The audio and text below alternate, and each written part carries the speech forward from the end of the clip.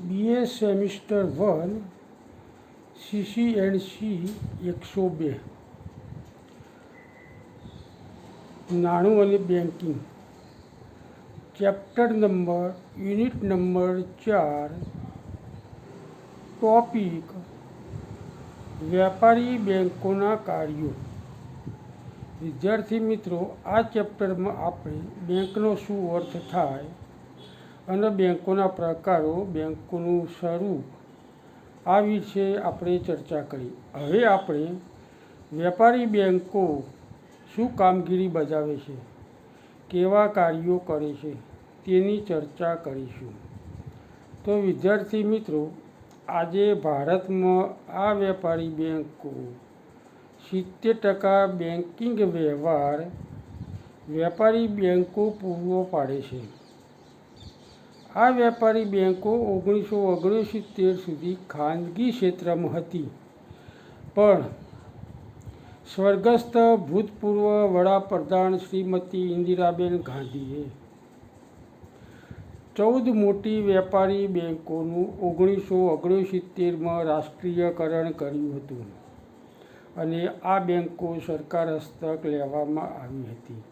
તે સમયે ભારતમાં માત્ર આ 14 મોટી વેપારી બેંકોની કુલ શાખાઓ 8,263 હતી અને 65,000ની વસ્તી એક બેંકની શાખા હતી.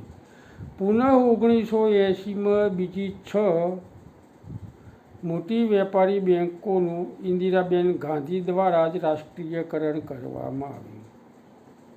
આજે કુલ શાખાઓ ભારતમાં અંદાજે 28 શાખાઓ વેપારી બેંકોની, જેમ કે state bank of India, bank of Baroda, Dena bank, Punjab bank, આ બધી વેપારી બેંકો રાષ્ટ્રીયકૃત બેંકો તરીકે ઓળખાય છે.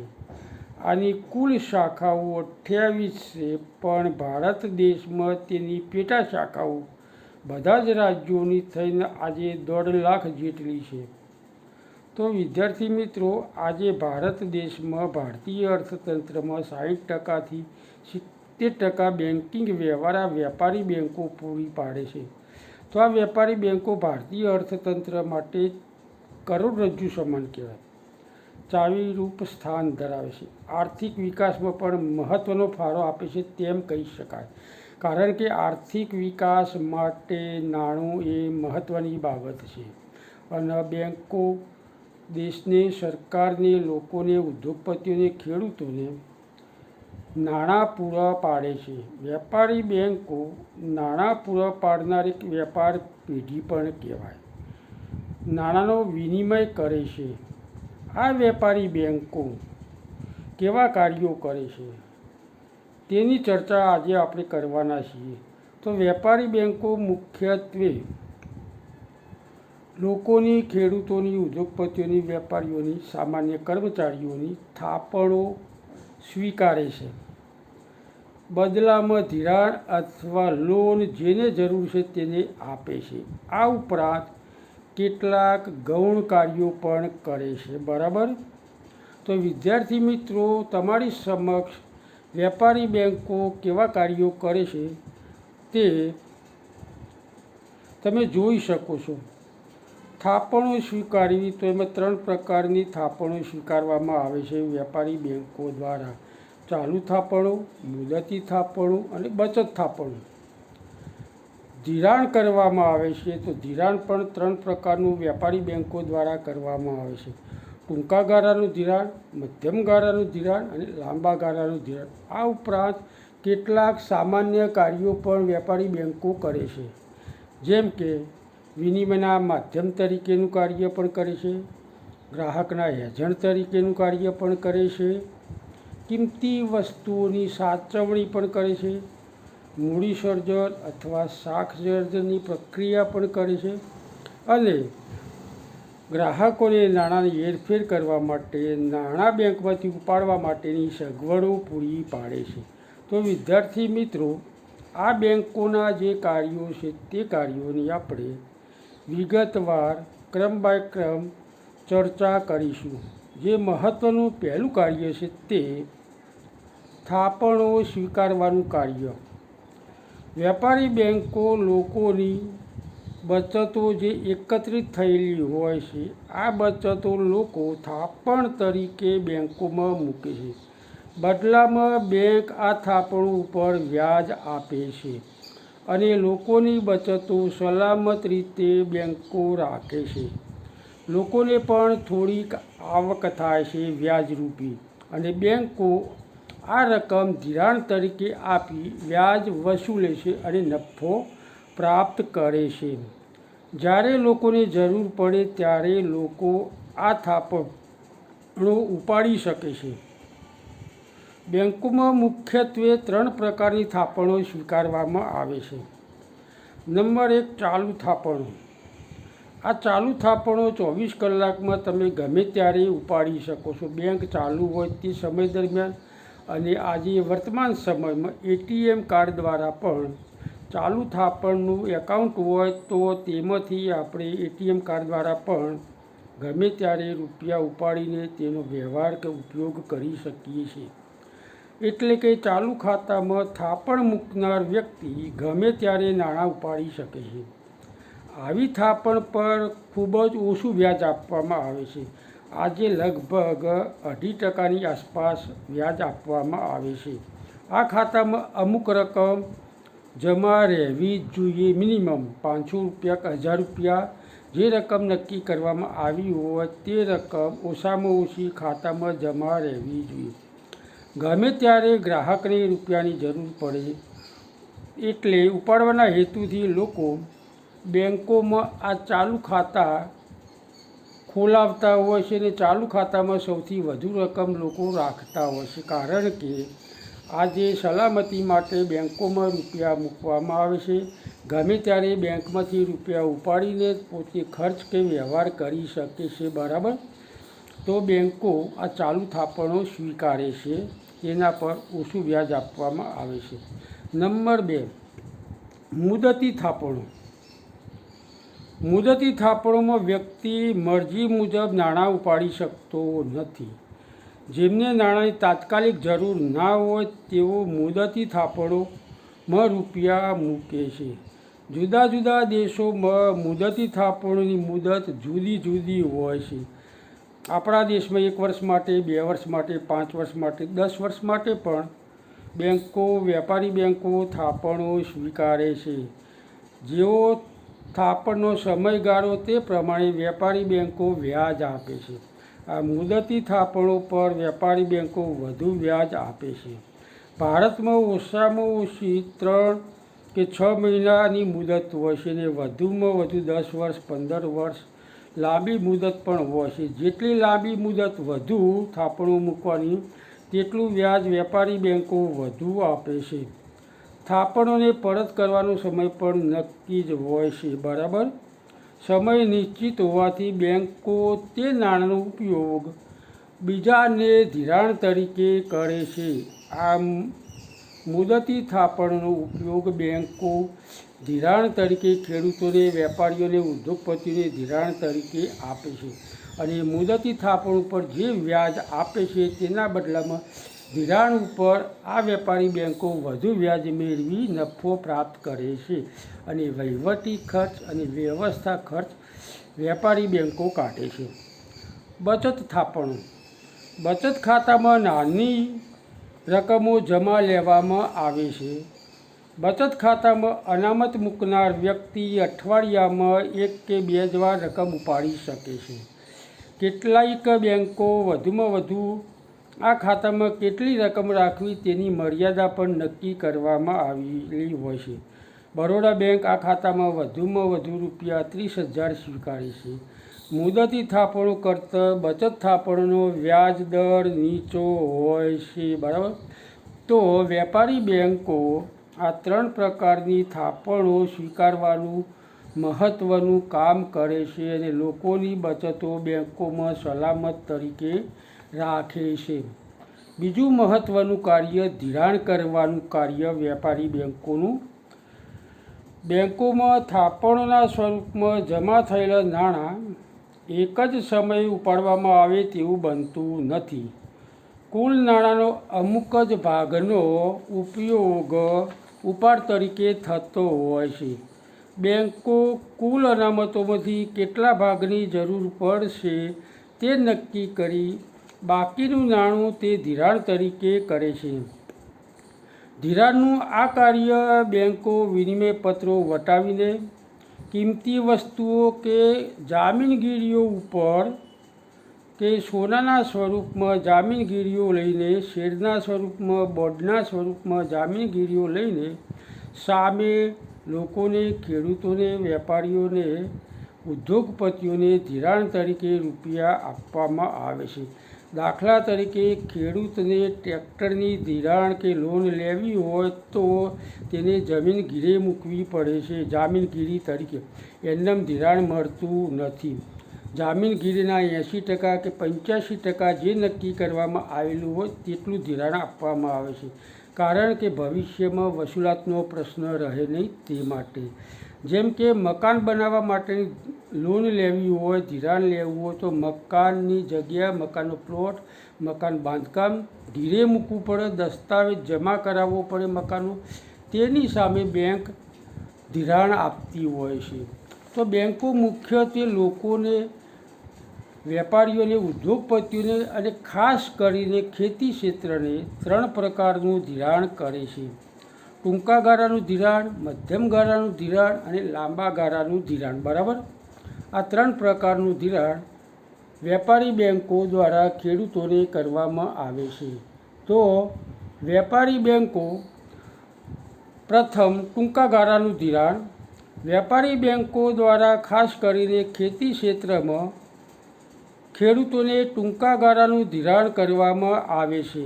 તેની મુદત 2 વર્ષની આસપાસ હોય છે. સમયગાળો ટૂંકા ગાળાના ધિરાણનો ઓછો હોય છે અને ઓછી રકમનું ધિરાણ આપવામાં આવતું હોય. સામાન્ય રીતે ખેતમજૂરો, પશુપાલકો, નાના અને સીમાંત ખેડૂતો આવું ઓછી રકમનું ધિરાણ મેળવતા હોય છે.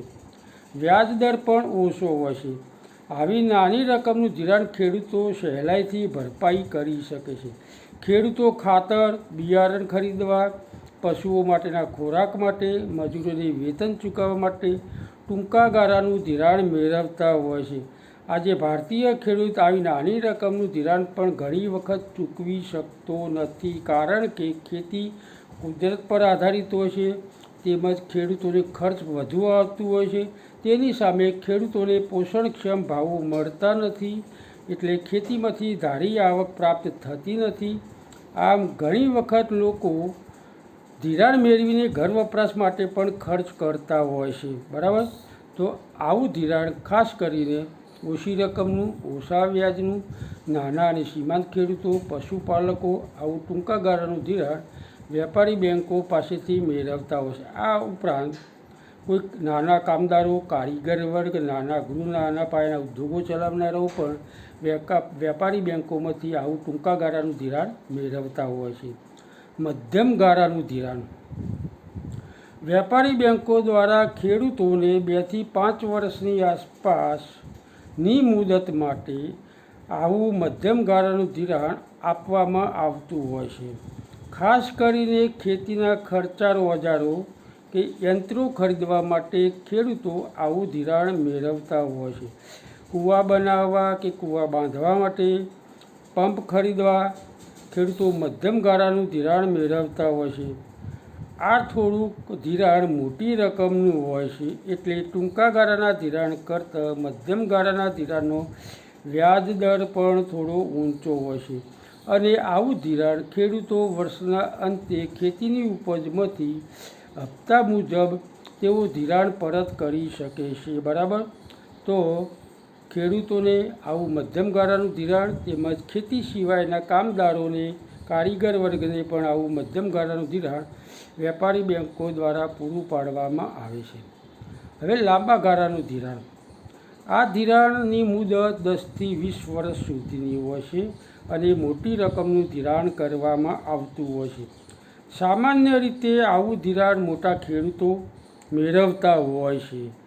જમીનની ઉથલપાથલ માટે, જમીન સુધારવા માટે, જમીન ખરીદવા માટે, ખેતીના મોટા યંત્રો ખરીદવા માટે, ટ્યુબવેલ બનાવવા માટે, ટ્રેક્ટરો ખરીદવા માટે, આ સિવાય ખેતીના મોટા મોટા યંત્રો ખરીદવા માટે ખેડૂતો લાંબા ગાળાનું ધિરાણ મેળવતા હોય છે. વેપારીઓ પણ લાંબા ગાળાનું ધિરાણ મેળવતા હોય છે. ઉદ્યોગપતિઓ પણ લાંબા ગાળાનું ધિરાણ મેળવતા હોય છે. લાંબા ગાળાના ધિરાણના વ્યાજ દરો પણ ઊંચા હોય છે. લાંબા સમય સુધી ખેતીની ઉપજમાંથી આવું ધિરાણ પરત હપ્તાથી ચૂકવી શકાય છે. ખેતીની ઉપજમાંથી લાંબા ગાળાનું ધિરાણ વર્ષના અંતે ટુકડે ટુકડે ખેડૂતો કે વેપારીઓ હપ્તા સિસ્ટમ પ્રમાણે બેંકોમાં ધિરાણ જમા કરાવે છે. બરાબર. તો વેપારી બેંકોના બે મહત્ત્વના કાર્યો થયા. બરાબર. થાપણો સ્વીકારવી, ચાલુ થાપણો, મુદતી થાપણો અને બચતો થાપણો. અને બીજું મહત્ત્વનું કાર્ય ધિરાણ કરવાનું.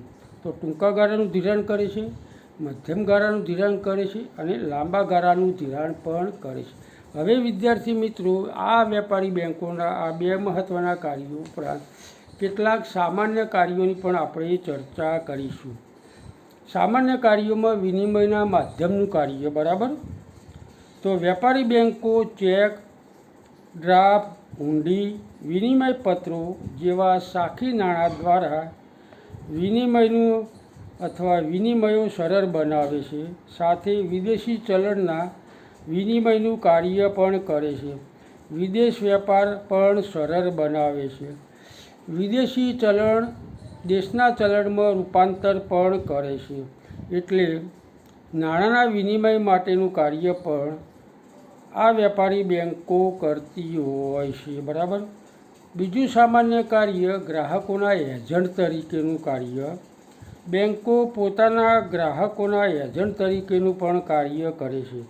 પોતાના ગ્રાહકોના નામે લખાયેલ ચેક, વિનિમય પત્રો કે હુંડીઓ સ્વીકારે છે અને તેનું ચૂકવણું પણ કરે છે. પોતાના ગ્રાહકો માટે તે શેર વેચે છે અને ખરીદે છે. તો ગ્રાહકો માટે આ સગવડો પણ વેપારી બેંકો પૂરી પાડે છે. ત્રીજું મહત્ત્વનું કાર્ય વેપારી બેંકોનું સામાન્ય કાર્યોમાં કિંમતી ચીજવસ્તુઓ જે છે તેની સાચવણી સલામત તરીકે વેપારી બેંકો રાખે છે અને તેની સામે વેપારી બેંકો સામાન્ય ભાડું વસૂલ કરે છે. તો બેંકો ગ્રાહકોની કિંમતી વસ્તુઓ હોય, મહત્ત્વના દસ્તાવેજો હોય, સોના ચાંદીના દાગીના કે ઘરેણાં હોય, શેર, ડિબેન્ચર વગેરે, સેફ ડિપોઝિટ, લોકર્સની સગવડ કરીને સહી સલામત રીતે સાચવવાનું કાર્ય પણ વેપારી બેંકો કરે છે. તેના બદલામાં વેપારી બેંકો સામાન્ય ભાડું વસૂલ કરે છે. બરાબર.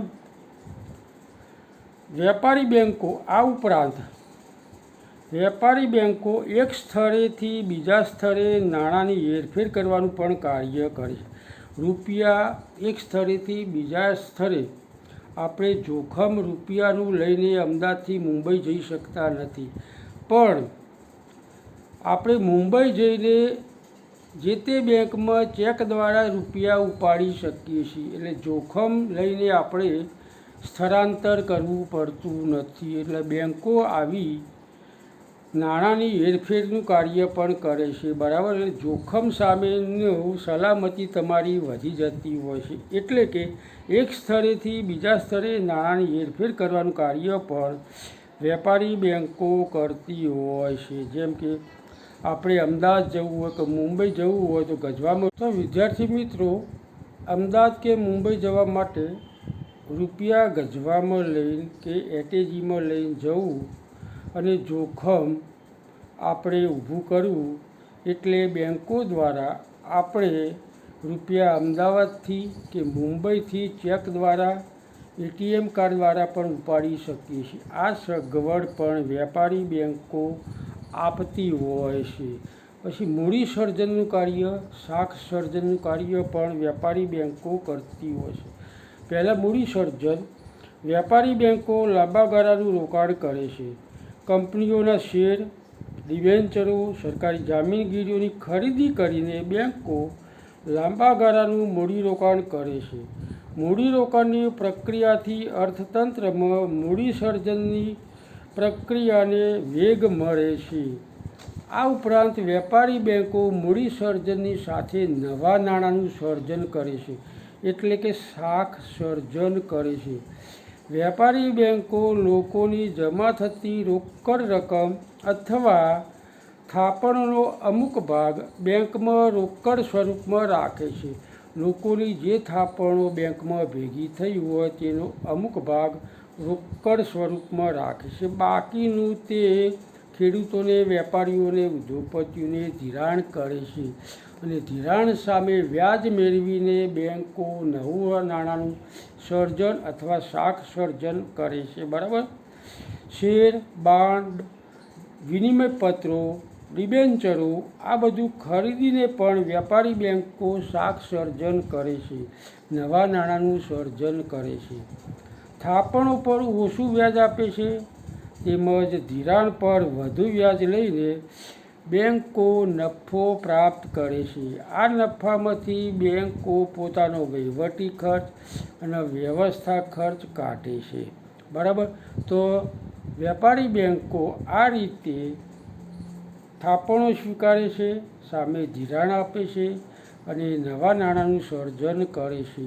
ઉપરાંત શેર, બોન્ડ, ડિબેન્ચર અને વિનિમય પત્રો ખરીદીને પણ શાખ સર્જન કરે છે. એટલે વેપારી બેન્કો શાખ સર્જનની મહત્ત્વનું કાર્ય કરે છે. આ ઉપરાંત વેપારી બેન્કો જે મહત્ત્વનું કાર્ય કરે છે તે ગ્રાહકોને વિવિધ સ્વરૂપે નાણાં ઉપાડવાની કે વ્યવહાર કરવાની સગવડો વેપારી બેન્કો પૂરી પાડે છે.